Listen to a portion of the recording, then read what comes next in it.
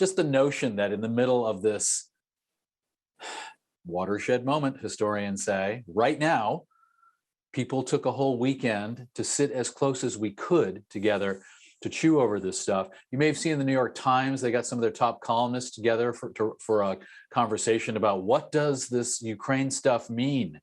And the first half of the discussion, some of the greatest thinkers are like, I'm in shock, I didn't know, I don't know what to think yet.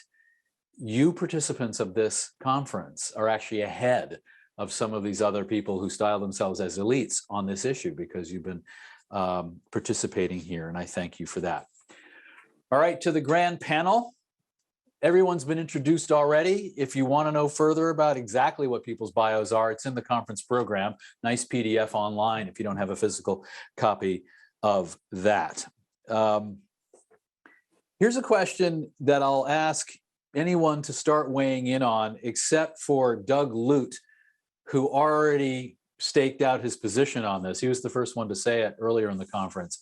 But he had a very strong sense that what is happening now in Ukraine and the realignment of the entire global security picture is bigger than September 11th, 2001. Is that how other people are feeling? Anyone want to start with that?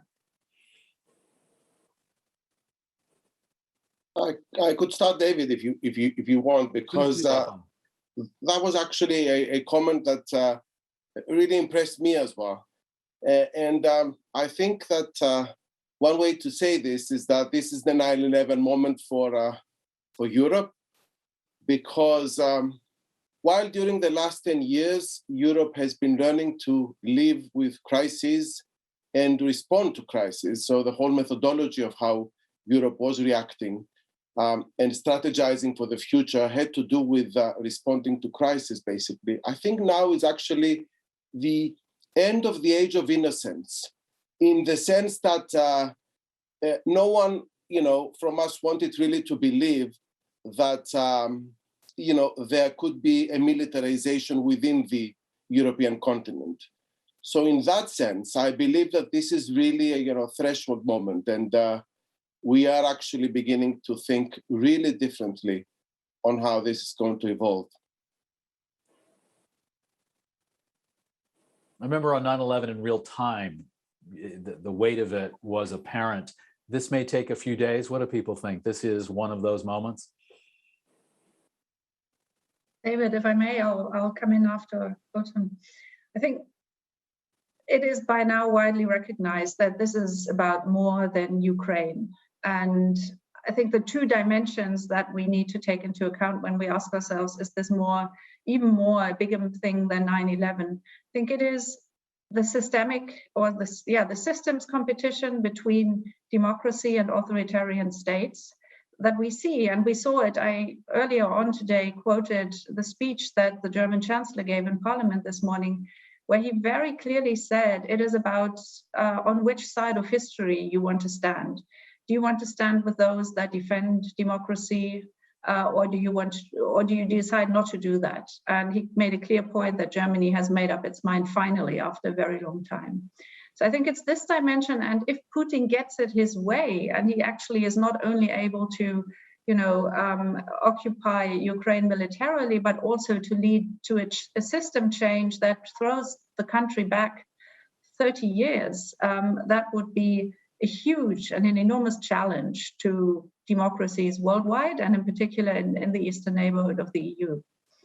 And the other dimension, which I see, is clearly one of security, and the question, what does Europe's security order in the future look like? And we've seen important movements. First of all, a recommitment of the US, which was never under the Biden administration, at least never questioned, to Europe, but in fact a stepping up of US military presence on our territory, and a very, very strong alignment, strategic alignment between the NATO partners, and a commitment by many European countries to actually support Ukraine militarily through arms delivery and financially, which was of equal importance, I would say, in the long run for the country, that this commitment stays.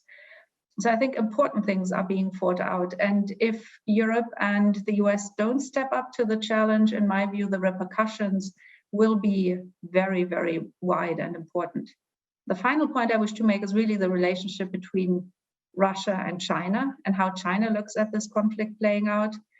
If it seizes the moment where all attention is on Ukraine and Russia and intervenes whichever way, hybrid or with classical military means in Taiwan, that is a major challenge both to the US and Europe too.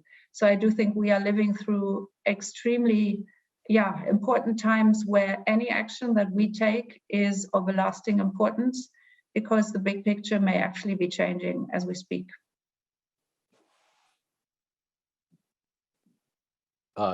Mark and then John. Just to add to the brilliant things that have already been said, I mean, I think the 9/11 comparison is a very helpful one, because people said that the world had changed after 9/11, but hadn't really changed. It was the United States that had changed, and obviously the US being the most powerful country in the world, the changes within America had big implications for everyone else. And I think that this is Europe's 9/11. So I think Europe is changing. Germany certainly changed a lot. Anyone who listened to Olaf Scholz's speech to Parliament this morning, would have been quite profoundly impressed by the extent to which Germany is rethinking a lot of the assumptions of its foreign policy over the last few decades. And I think it is a really quite fundamental shift which is taking place within Germany. But I don't think that this is something which is particularly new or world-changing for most people in most countries in the world. It's not the first time that boundaries have been changed as a result of military force. In the last few decades. There are countless examples of that happening in other continents. I also think that there is a very different situation emerging at a global level, where the chief competition is not between democracy and autocracy and between the United States and Russia. I think that the structural thing that's happening is a competition between China and the United States of America. That's why the Biden administration, whilst recommitting to European security and showing an extraordinary amount of leadership over the last few weeks, is also very keen to make sure that Europeans step up to the plate and take more responsibility for their own security. And Biden, I think, quite responsibly wants to make sure that he doesn't get so sucked into the European security order that he's not able to pivot his attention towards the Indo-Pacific, which is going to be the big challenge for decades to come. And I think that whilst the unity that we've seen on display over the last few weeks, many of us felt when we were in the Munich Security Conference last weekend, was really moving and quite impressive, and maybe quite surprising for Putin, who probably didn't expect to see that level of unity amongst the West. I think it might be a momentary phenomenon rather than something which is really solid for the long term, because ultimately this Cold War is going to have to persist between Europeans and Russians as long as Vladimir Putin is sitting in the Kremlin. But for the US, it's a second order conflict compared to the challenge of Xi Jinping in China. If Europeans don't sort of wake up and take responsibility, then, I think that the temptation for the incumbent in the White House is going to be to find a way of de-escalating this so that attention can be shifted towards the theatre of the future. I have to say I've been quite impressed and quite heartened by the fact that Europeans are starting to take a bit more responsibility for this and don't seem to think that it's particularly sustainable to rely to such a disproportionate extent on US support in our region, and to do so little to uphold the values that we hold in common. And I think that's a sensible thing to do, because we could just be one election away from Donald Trump returning to the White House. We're going to get a big shock in the midterm elections, later on. I think people are very lucky that that Biden is in the White House at the moment, but I'm not sure that what happened over the last few days and weeks is something which is sustainable in the long run, because China is obviously a much bigger structural challenge than Russia is to the US. Though for Europeans, this is obviously going to be a massive challenge for a very long period of time, and I think is leading to a rethinking of a lot of the basic ideas that we have about European order, as previous speakers pointed out. We'll go to John, then Pierre, then Judy. Thank you. I'm going to be the hedgehog to Mark's fox. And I'm glad, David, you brought up 9/11, because I think there's no comparison between the pivotal point we face today and 9/11. 9/11 was not nearly as important or as dangerous as what we're seeing right now. And 9/11, I'm sad to say, was the prelude to 20 years of bad American foreign policy making in the greater Middle East, which in fact weakened us to deal with the greater problem of rogue great powers. And that's what we're facing right now, both with China and with Russia.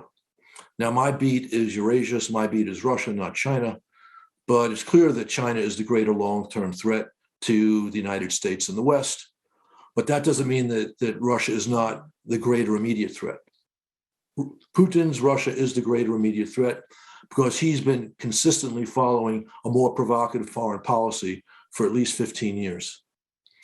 And I would both lump China and Russia together and differentiate them. They represent the same sort of threat. Great powers trying to change the rules of the international system, which have served the whole globe well, and especially the West well, over the past 75 years. And we need to lump them together, because if we don't deal with Putin properly, since he's the one who's currently pushing the boundaries most, China will draw the wrong conclusions. So we have a vital stake in making sure Putin loses in Ukraine, because his ambitions go well beyond Ukraine, and China is watching. I would add, on the transatlantic side, I think the United States is absolutely essential, and has been absolutely essential since 1945, for managing the great power problems in the world. And Europe has depended on us, not just to make the right decisions, but to provide the support they need. And I don't see Europe dealing with Putin without us. That said, we've stressed the transatlantic relationship by drawing our partners into our misadventures in the greater Middle East, and of course, the peculiarities of the Trump presidency. I'm a little bit less pessimistic about Trump returning, though I don't want him to return, because in fact, his national security team was stronger than Biden's by a great bit. And that's most evident in the national security strategy that Matt Master put out in December of 17, which focused on both China and Russia. We don't see a Biden national security strategy because they had basically forgotten Russia. And it'll be very embarrassing in present circumstances if that strategy came out. But we can deal with both Russia and China. The United States does not have to focus just on China, because it is the greater long-term threat. And I don't see us handling this properly unless we deal with both Russia and China. Not just because of the things I've said, but because I don't think Europe alone can do Russia. And with that, I've probably said enough to provoke everyone. Thanks. Thank you for the comments. Ambassador Vimont? I'll be very brief, because I think everything has been said more or less already. But two points I wanted to underline. The first one, looking at this crisis as a new 9/11, or a more important, a more crucial, significant 9/11, this can be said from a European perspective, but as Mark alluded to, I'm not entirely sure that many nations, and I'm not only thinking about China, I'm thinking about African countries, Middle East countries, Latin American countries, see it exactly the same way. For them, it is once again the traditional infighting between Russia and Europeans. And to some extent, I'm not entirely sure that they want to get involved into this. And we have seen this with the abstention from India, from the Emirates, in the UN Security Council.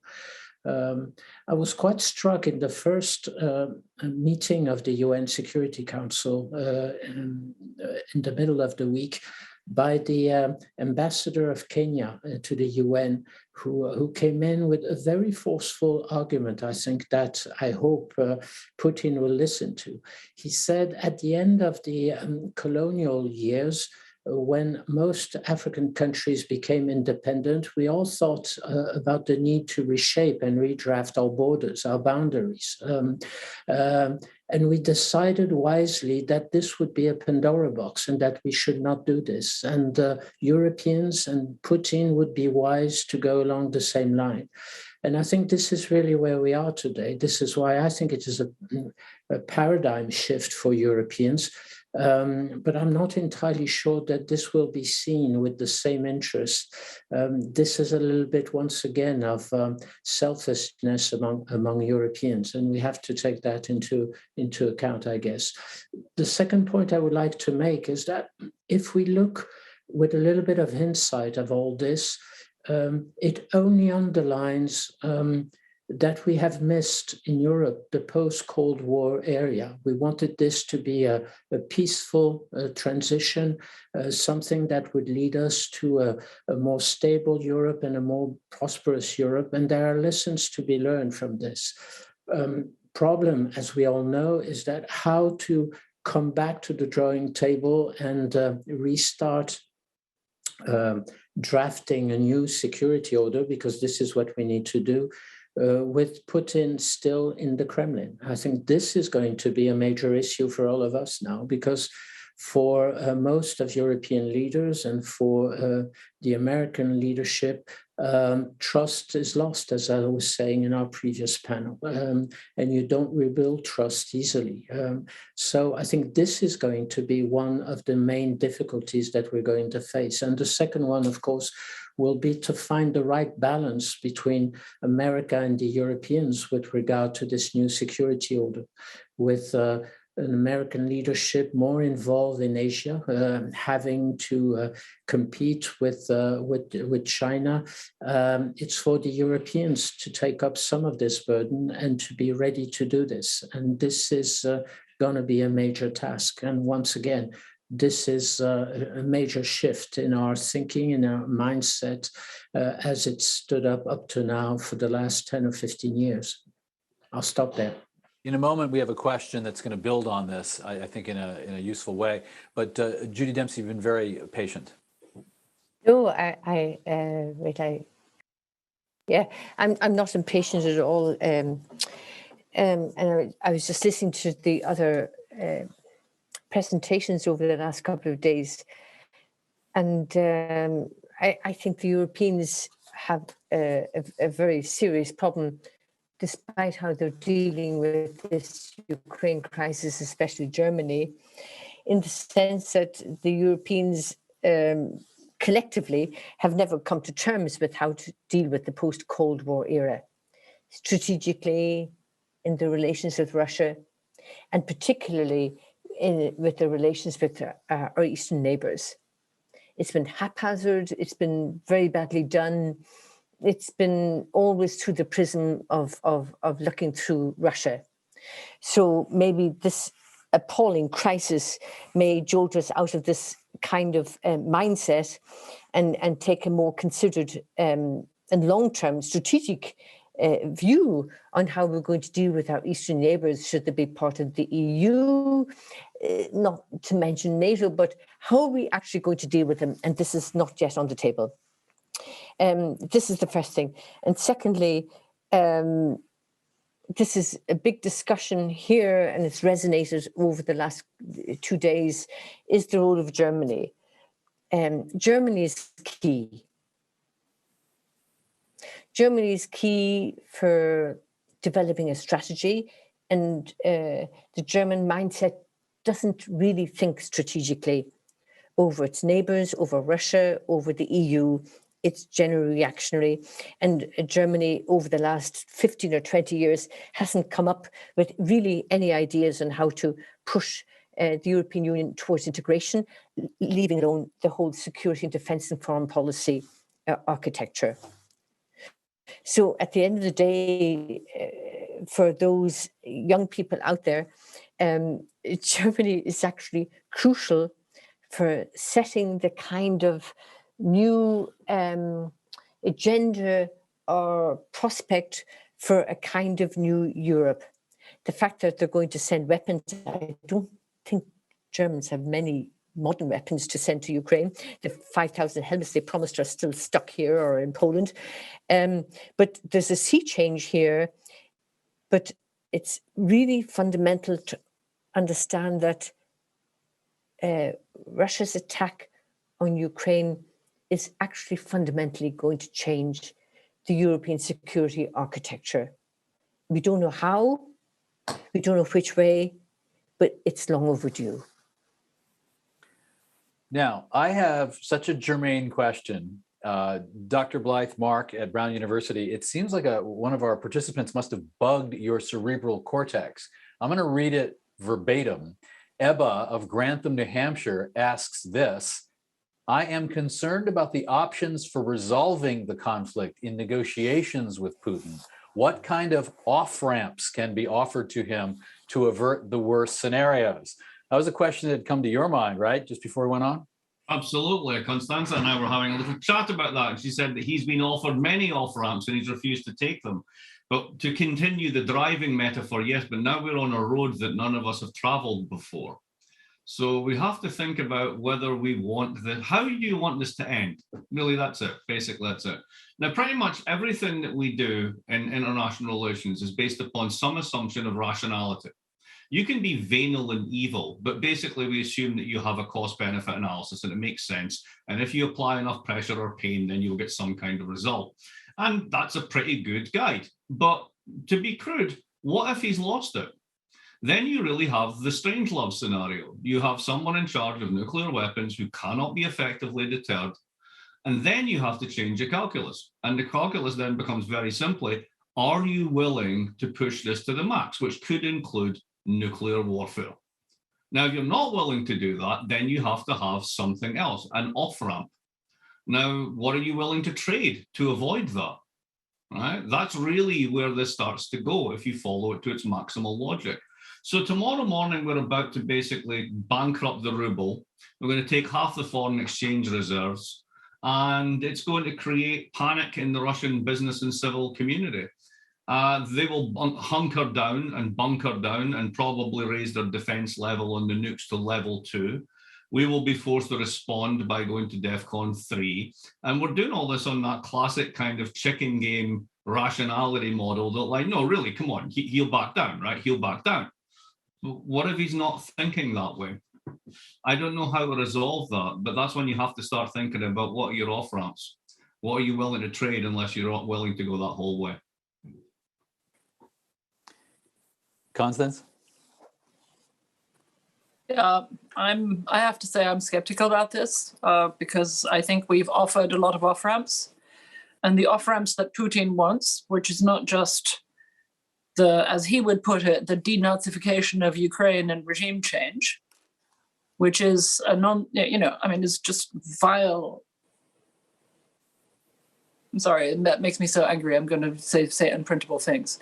But basically what he wants is rolling back the transformation of Eastern Europe, neutralizing Western Europe and the Americans out of Europe. Those are non-negotiable, non-starters, not going to happen. So I do not see an off-ramp. In fact, what I would do right now, and what I've been proposing for a while, is that the West start collecting forensic evidence of war crimes and make it very clear to the leadership circle around Putin, to ordinary officers and soldiers, and to the Russian public opinion, that a record of war crimes will be compiled and that there will be individual responsibility from the ordinary conscript all the way up to the top. And I, as a journalist, covered the earliest war crimes tribunals for Yugoslavia and Rwanda and the creation of the ICC. I am fully aware, I do not need to be informed of the political obstacles to this, but I will also say that at the very outset of the Yugoslav tribunals, there was no chance whatsoever of Milosevic ever standing trial or any of the others, and a record was collected all the same. And it was important as political signaling. It was important for the writing of history. And in the end, there were war crimes tribunals. And I would expect that the political purpose of this would be to, or the political outcome of this, would be to reinforce a sense of queasiness, shall we say, in Putin's inner circle, many of whom were humiliated in that legendary news conference at the beginning of the week. Remember the dressing down of Narishkin. And I would expect that some of these people are having quiet conversations with each other about piano wire, and or the equivalent of that. And frankly, I hope it happens. In other words, I think that to discuss off-ramps right now for the West is honestly, I think, a distraction. I understand, but honestly, I think that point is over and has been over for a while. And if I were the Ukrainians, I would be very careful. I think we need to continue supporting them. And I think the Russians have to get rid of their own leader. That is for them to do. I'm going to get to John Herbst in just a second. Thank you, Constance. Doug Lute, I didn't really mean to exclude you from the first part of the conversation because it was you who raised the 9/11 comparison yesterday. But you may have some comments on this or anything else you've heard. No, I mean, reflecting on the conversation this morning, I think I pretty much stand by what I said yesterday with regard to the geostrategic impact of what's happening now. As compared to 9/11. I mean, 9/11, certainly as an American, had a huge impact nationally. And then our reaction to 9/11 had impacts globally, especially in the Middle East. But I think that this challenge to the whole international system is actually much more significant than 9/11. So we could set that question aside. As for off-ramps, I think, align with others here on the panel. I'd be very suspicious at this point. I mean, if you can't trust him at all, and I think the last week pretty much delivers that point, right? If you can't trust him at all, then what's the bargain? I mean, in fact, if anything, in a tactical way, I worry very much about the Ukrainian government apparently agreeing today to meet with Russian officials along the border of Belarus without preconditions and so forth.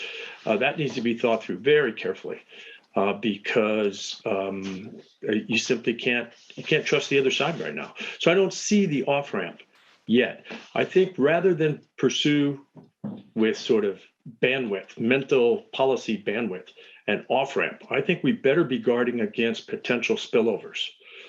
So we've already seen some spillovers, right? We've seen the human spillover by way of refugee flows. There will be economic spillovers. Americans will pay more for gasoline at the gas pump.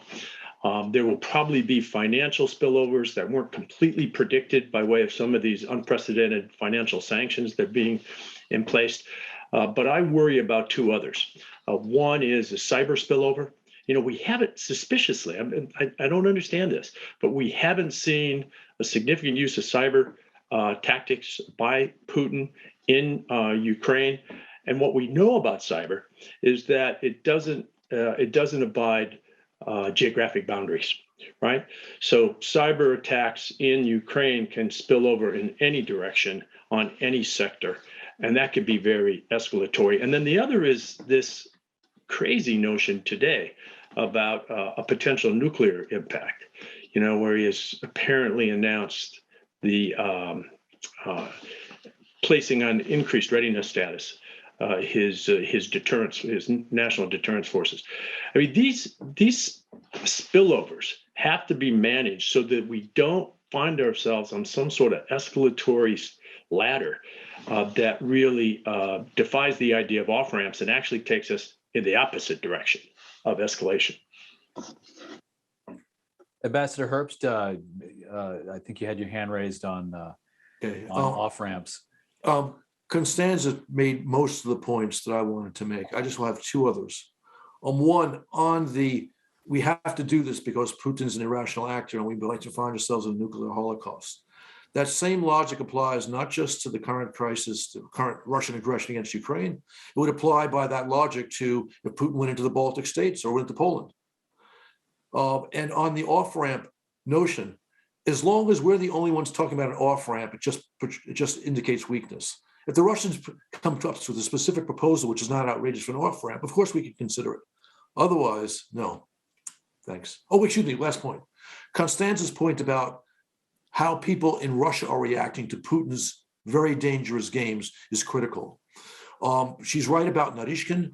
She's right about, I mentioned this in our panel an hour ago, that the picture of Shoigu and Gerasimov hearing from Putin about raising nuclear status, they don't look comfortable. We should play on this by using our considerable cyber and information capacity to get into Russia real information about the civilians in Ukraine who are dying and the Russian soldiers who are dying, because this will also increase the pressure on Putin. Thanks. I've got a question. I think a number of I don't think everyone watching would have been, I think Ambassador Herbst stopped traffic earlier today when he talked about maybe unconfirmed reports that if the Russians escalate the type of attacks that they do in Ukraine, the word thermobaric weapon was mentioned, but there's other things that, terrible things that could be used. What's an appropriate response to that sort of weapon of mass destruction-ish escalation? Anybody want to take that? Because maybe the word would get out from this conference. Like, in other words, before you do that, consider what that would mean. Maybe we should just talk about what that would mean. Anybody want to start? John? I hesitate to raise my hand because I've just been speaking. But look, we don't know if Putin's going to go full Chechnya on Ukraine. It's not just a possibility of using thermobaric weapons. He could go do the massive city bomb bombardment campaigns they used effectively in Chechnya and, for that matter, in Syria. I think that he didn't want to do that. In fact, I hate to say this, but it's true. The Russian campaign to date has been rather surgical, precisely because I think they realize the dangers, both vis-a-vis the West and, for that matter, vis-a-vis their own public, of going full Chechnya. But if we do, that's more reason to do what Constanza already recommended, was getting very heavily involved in war tribunals, war crimes tribunals, and getting that message out there. I think that were we to see that, something that I right now don't think we should do, and there are other people who also think more strongly than I that we should not do this, but we could, it would put us perhaps at daggers drawn with the Kremlin, is a no-fly zone over all parts of Ukraine. Mm-hmm. Now, again, I'm not suggesting this right now, but if we should be thinking about it specifically in connection with the possibilities you just raised, excuse me. Yeah, sorry, I need to just come in on this. This no-fly zone idea is being, sort of bandied around among pundits and so forth. And I have to issue a word of caution. In order to do a new no-fly zone, to impose. Couldn't agree more. I'm sorry. In order to impose a no-fly zone, you've really got to take actions on the ground to enable that no-fly zone. So, for example, you have to eliminate Russian air defense systems, which are now in Ukraine, and importantly, SS-400 systems that are on the periphery of Ukraine, right, in Russia. So you can't fly a no-fly zone without taking out the air defense systems. Those are on the ground, and this move would put American and NATO forces directly in conflict with Russia.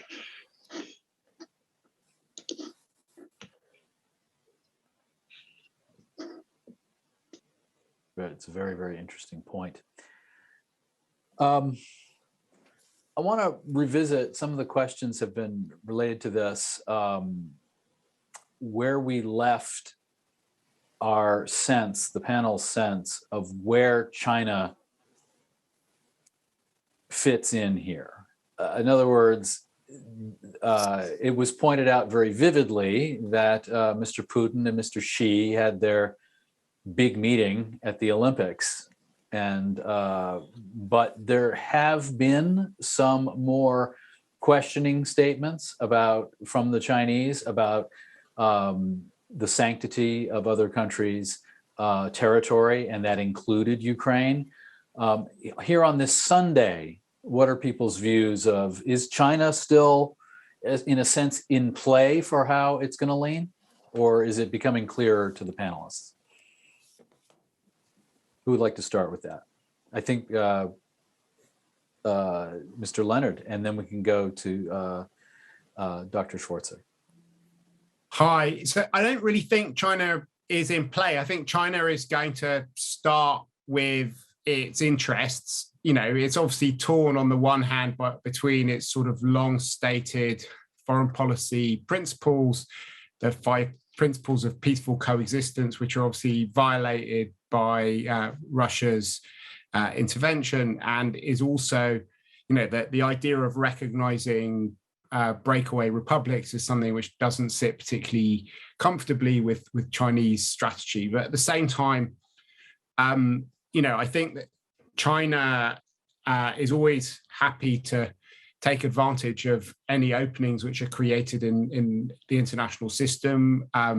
They have often found Russian interventions to be quite helpful, distracting the US from Asia, making a lot of noise, playing a kind of spoiler role, being, you know, in the parlance, a useful idiot behind which Beijing could hide. But also, you know, after the annexation of Crimea and the beginning of the war in Donbass back in 2014, the Chinese were able to extract lots of things from the Russians which they were not able to get beforehand, whether it was technology, defense equipment, pipelines being built, access to hydrocarbons. And I'm sure that there'll be a lot more of that. But on the other side, apart from what China does, there is the fact that China exists, which is an enormous comfort for Putin. Back in 2014, there wasn't a Chinese alternative to Europe for his energy sales. There were no pipelines linking Russia and China.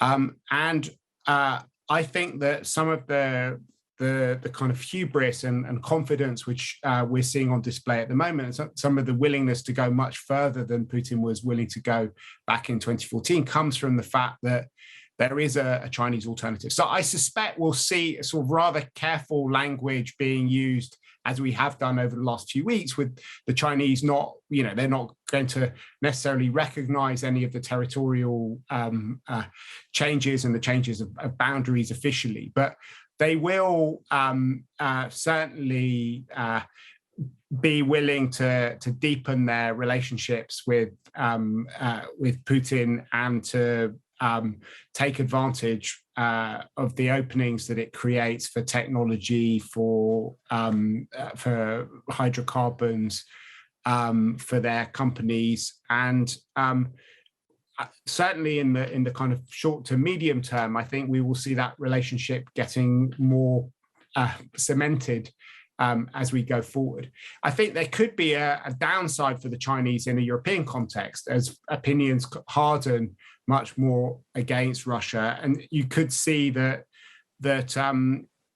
they carry on hardening against China, and they've definitely done that since COVID. And I think the reaction to how Chinese policy has been seen as very aggressive in different European countries has been quite a shock to people in Beijing amongst Europeans in recent years. So there has been more of an alignment between Europeans and Americans in recent times. But I don't think that you know, there's much to be gained from our perspective in seeing China as a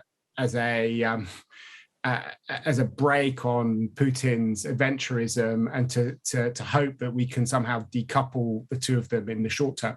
I think my bigger fear is in the longer term, people in the White House will be more tempted to try and de-escalate the relationship with Russia so that they can focus on the competition with China. I can't see the Biden administration doing that. But if Trump returns to the White House, or if there are other people in the White House, I think it would probably make sense from an American perspective not to want to have, a sort of continuous Cold War on these two fronts, and that maybe trying to pass off some of the burden to Europeans or find some way of de-escalating that might make sense in the sort of medium term. All right, so we'll go from Mark to Dr. Schwartz or Daniela, then to Constance, and I see Othon's also interested. So Daniela? Thank you, David. Mark gave a long answer, and I don't disagree with him at all. So let me just try and add three points.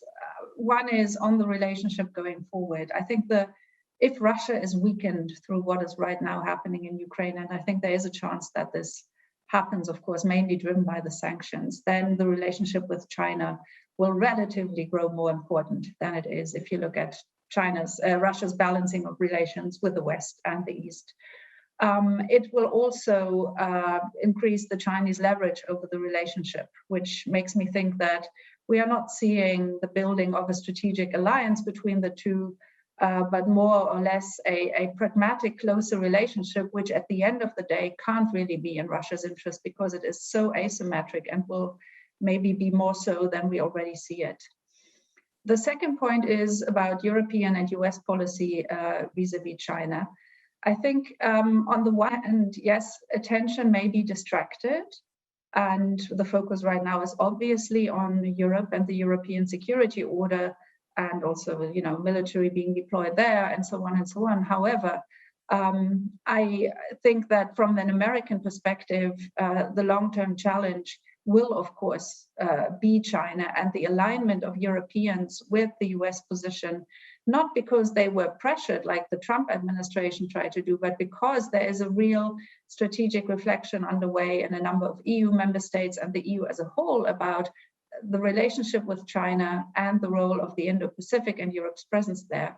I do think we will see a stronger and more united response, but the differences, of course, across the Atlantic with regards to, or driven by dependency in economic and financial terms, those will remain. But I do think Europe is now in a much better place to work more closely with the US, and the US has understood that pressuring Europe in undue terms doesn't help. So I do think a transatlantic approach to China is really growing and being more forceful. The final point I want to make is that China is really very, very, very smart in using vacuums that are being created. And one is the attention that turns from Asia to Eastern Europe. But the other thing is, how is Russia's attention distracted from other regions where it is very present? And I think this is really what Europeans and Americans have to observe very closely, because Russia has stepped up its own role, obviously, in the Middle East, in Africa and elsewhere. And Europeans don't do that in a similar way. Now, if Russia is no longer able to play those cards, the Chinese will, in my view, use that vacuum that will be created in some countries that are of a key strategic interest to Europe. Thanks. Fascinating. Constance? Thank you. I think representations need to be made to the Chinese that they are risking backing the losing party, and that will backfire on them. I've been going through Twitter briefly and seeing David Rennie, the Beijing correspondent of The Economist, tweeting sort of non-censored stuff. And of course, the Chinese are censoring almost everything about Ukraine. But the non-censored stuff is really quite something. There is apparently an account that is among the top 10 most read on WeChat that is worth looking up. It's calling Ukraine's policymakers rookies and neophytes who will meet a tragic end that is unavoidable. And I quote, "Many countries will vanish in the next decades until the end of the century. This is the unavoidable outcome of the great changes unseen in a century," a key Xi Jinping phrase. and such good-for-nothing troublemaking countries that appoint non-statesmen to lead them who are manipulated by agents of great power will be the first to vanish. Jan Hao believes that Ukraine will cease to exist in the non-too-distant future, with Russia and possibly other countries annexing the country. That's where we are. That's the take, I think, from an account that is thought to be representative of the thinking in around Xi Jinping. That's what we're dealing with.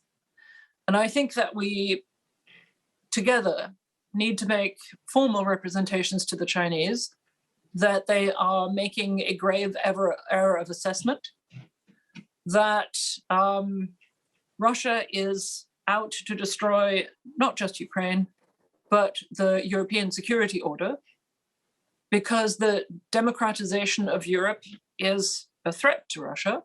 And so the whole idea of an inclusive security order with Russia in it was in my view, always a tragic error, because that is not what Russia wants. And whereas the Chinese actually need a functioning EU. The Chinese need an EU that provides a single market and a single physical and digital infrastructure for their purposes. Now, part of those purposes is trading with us, which we are okay with, but part of the other part of those purposes, of course, is a strategy of dominance that extends to and includes Europe, which is something that we're going to need to resist. So I think it's time for some very hard conversations with the Chinese capital. Thank you.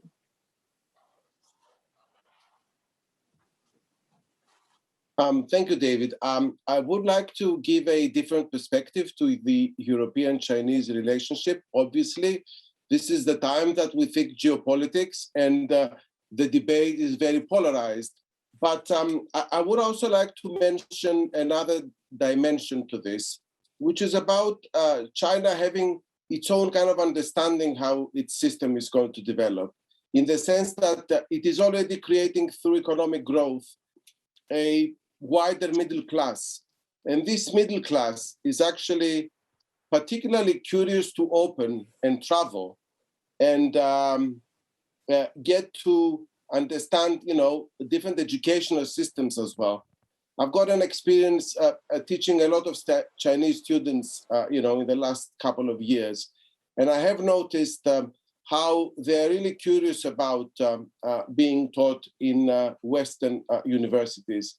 Also, China is an ancient civilization, and it has a different respect also, I believe, for the European ancient civilizations too.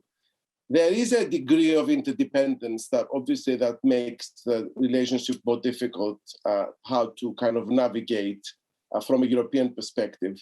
The Chinese have the advantage of being able to understand the language, understand the culture. Obviously, we are open democratic systems, so they're able to learn all the different points of views within Europe.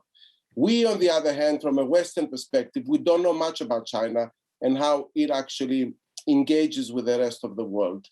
And often, one of the questions that we discuss with, with our students or in the scholarly community mostly, is to what degree you engage with the Chinese understanding of what Europe is all about.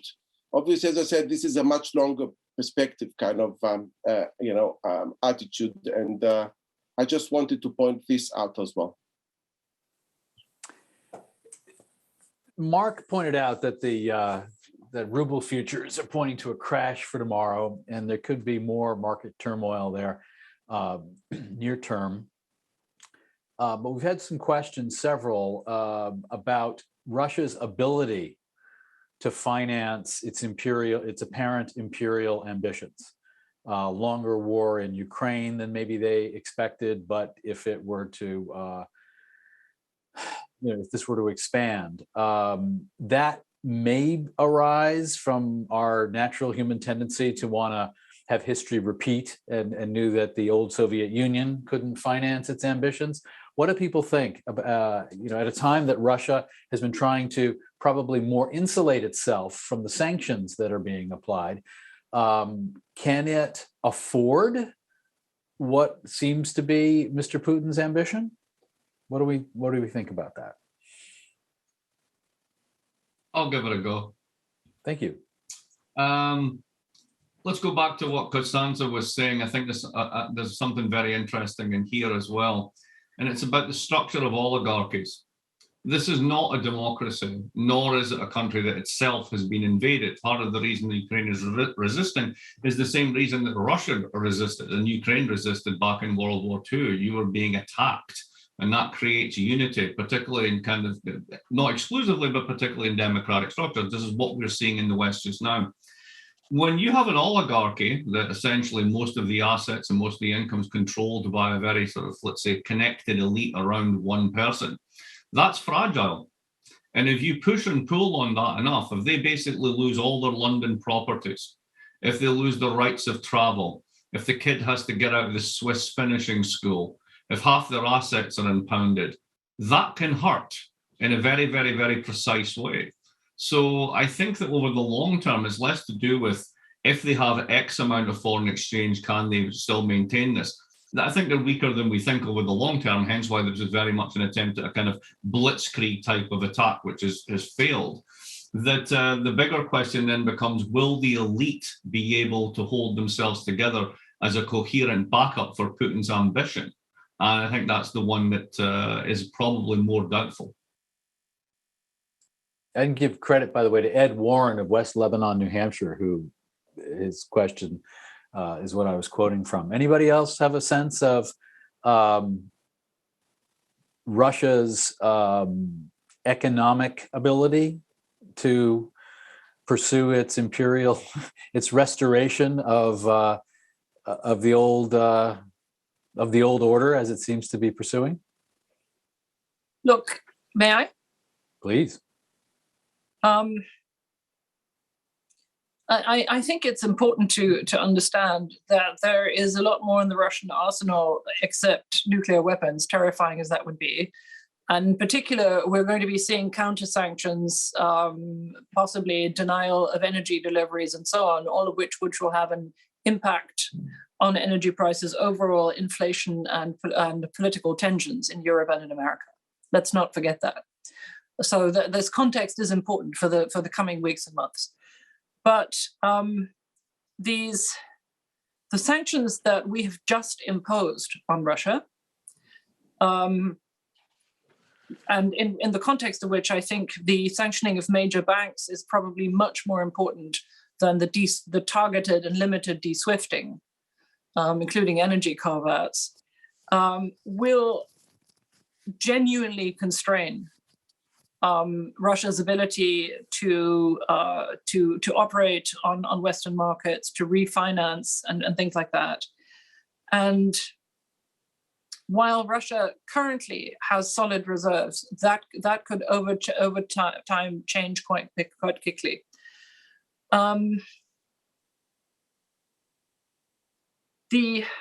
Let's also not forget that the Russian economy is, in the medium and long term, really on a downward trajectory. The Russian social contract is on a downward trajectory. Putin has grievously neglected the pandemic. We probably don't have anything close to accurate numbers about the death tolls, but they are horrific. And what he's sending to Ukraine right now is an army that, to a large extent, is composed of conscripts, National Guards, and reservists, many of whom are clearly ignorant of the purpose for which they are being sent in as cannon fodder. And I think that to focus now on the financial situation of the Russian regime is to underestimate the overall turmoil that we're going to see and the potential rupture of the social contract between the sort of kleptocratic elites of the Kremlin and Russian civil society, but also perhaps within that same inner circle of Putin. So yes, reserves, lovely, nice to have, but you know what? It's not the full picture. But also, we're going to pay a high cost, and we are going to have to muster the political will, all of us, to make that sacrifice on behalf not just of the Ukrainians who are fighting bravely, but on behalf of ourselves. And to stop the Chinese from taking an example from this and thinking they can push us around as well. I mean, this is about our own survival as Western democracies. Judy? Yeah, I think Constanze, I'm on mute. No, sounds good. I think Constanze is completely right on this. I think there's another deeper level of this. The Chinese understand modernization, digitization, globalization, and how global economics work. And given this kind of mindset in Russia, they are so behind in the modernization, digitization, and so many other elements, despite the oligarchs. And the oligarchs clearly are very, very worried about these sanctions. But we are into a situation, if you look at Putin's lectures or his statements, we are into a kind of seat mentality in Russia. They are really seriously behind the whole element of the modernization of globalization because of the kind of structural economic situation in Russia.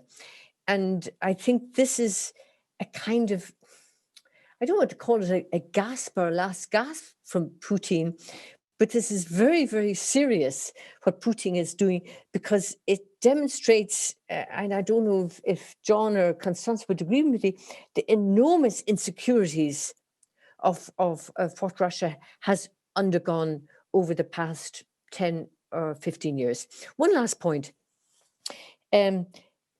Germany, leaving aside all its special relationship with Russia, it has tried so many times over the years to facilitate a kind of modernization over the health structure, infrastructure, energy infrastructure, dealing with all aspects of trying to modernize Russia. And in all my talks with German officials, Russia has rejected this. And essentially, this war in Ukraine is really about, not about, we don't know what it's about really, but it's about Russia rejecting modernization and coming into the global economy and the global political structure.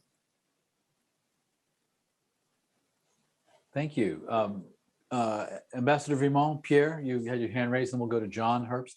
No, very quickly, I agree with everything that has been said. Just two additional comments, one on Russia and one on China. On Russia, to your question, can Russia disrupt Western economy? To some extent, yes, by cutting off energy, their energy exports, etc. But I still think that the one single asset that maybe Russia has in this sanction wars, sanctions and counter-sanctions struggle that we're going ahead, is the resilience of Russian society. So much sacrifice has been asked by the Russian leadership to the Russian society that they are used to this kind of situation. Whereas I think on the European side, it may be more difficult for our civilian societies to accept the kind of sacrifices they're going to be asked to. And this is going to be the competition in the weeks and months ahead. And we have to be aware of that. That doesn't mean that we will give up. I hope we will not. But we have to be aware of that, I think. On China, I cannot avoid maybe this controversial feeling or thought that somewhere Chinese leadership must enjoy this situation where US, Europe, and Russia are confronting each other. They are somewhere in a comfort zone. They're watching this and staying to some extent put and waiting to see what will happen. Everything that has been said by Daniela, Mark, and others is quite true. But yet at the same time, this is maybe for them a somewhat comfortable situation where they can try to use all opportunities that are going to come out of this ongoing fighting. And here again, let's watch carefully what they will do in the next weeks.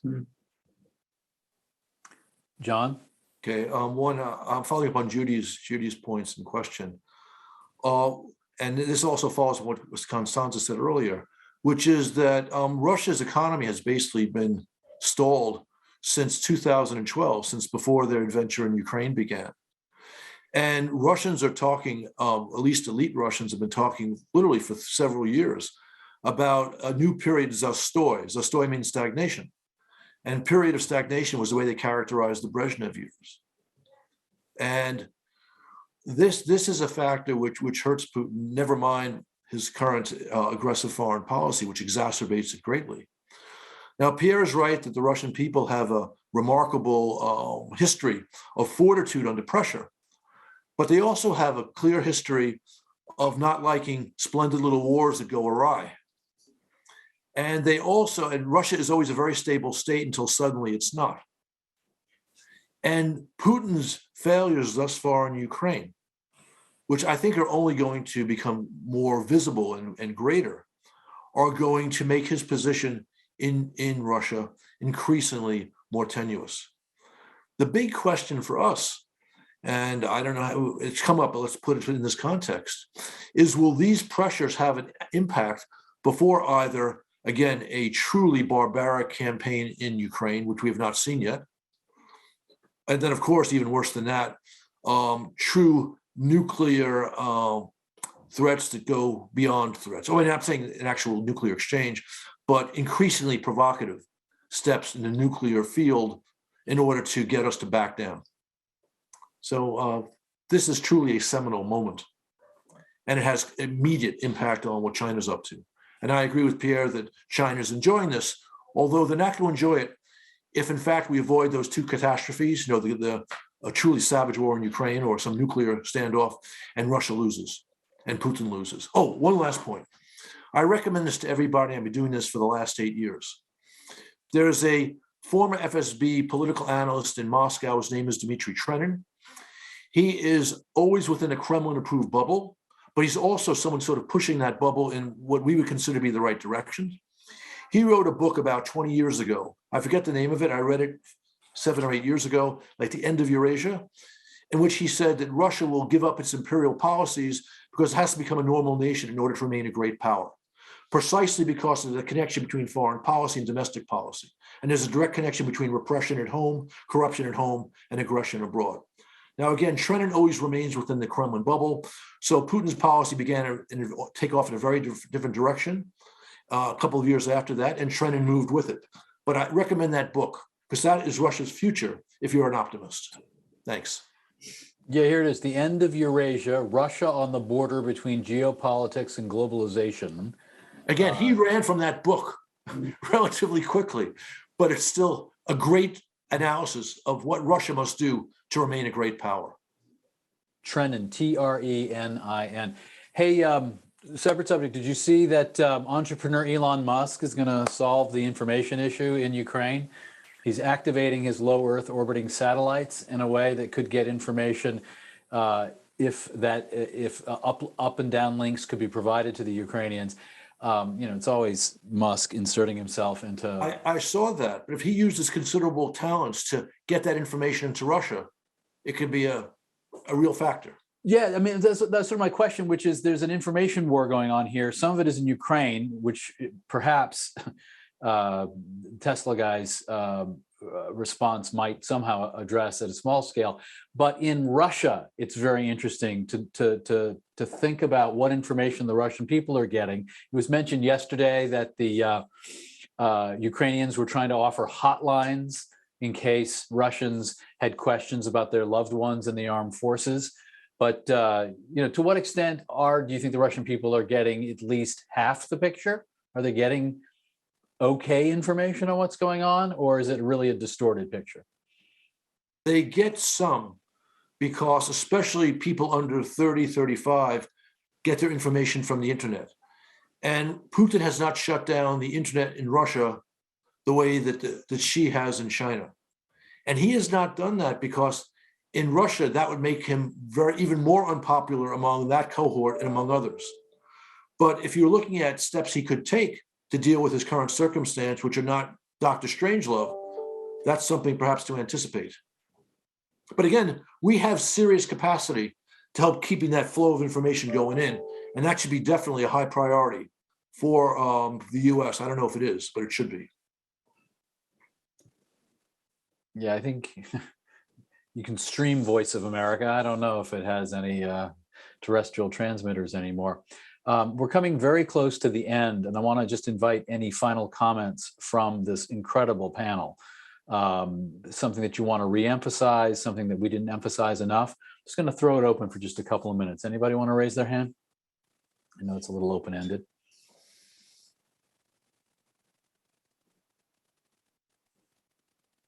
Well, how about if I just thank you? Yeah, David, say something. Yes, please, Othan. I've been thinking that also, again, in the medium term, because now we are very much in the heat of things, that we should expect Russia also to be particularly disruptive in the insecurity zones of Europe. So we need to bear in mind that there are still open questions in the Western Balkans, for instance, in Serbia and Kosovo, in Bosnia, but also relations between Turkey and Greece and the Eastern Mediterranean, that surely at some point, if things don't go well with this, according to Putin's plan, he will continue to disturb those areas. And that is also a very difficult thing for the unity of NATO and the West. We could have talked further. It's come up about, John Herbst mentioned this, but it's come up about how this is putting Biden not just in the geopolitical hot seat, but President Biden in a domestic political hot seat, because we already have a lot of inflation. We already have high energy prices, as the Europeans also face. And there is sometimes, it's not sometimes, but rampant misunderstanding of geopolitics among the American public. So this is an uncomfortable moment for Biden, even domestically, wouldn't you say? Yeah, people are nodding. All right. As a broadcaster, the need to what we call hit the clock is probably part of my DNA. Hitting the clock means the need to wrap it up right at the predetermined moment in the day. It's time to wrap Camden 2022. Thank all of our speakers over the 3 days, especially those of you here today. Thank all of you in the audience. Thank the team here at the Camden Conference, Jim Ruddy, Charlotte Singleton, who wrangled all our guests, Karen Look, at the top of the operation, and all the efforts to make what I think is a very important venue, which this year was demonstrated once again to be a crucial place to get the word out on, I'll use the word you've been using, what is an existential crisis now that has developed, not in recent days, but it's been developing for a long time, that has come to a head in recent days. So take care, be safe, and here's to next year, hopefully together in Camden. Take care.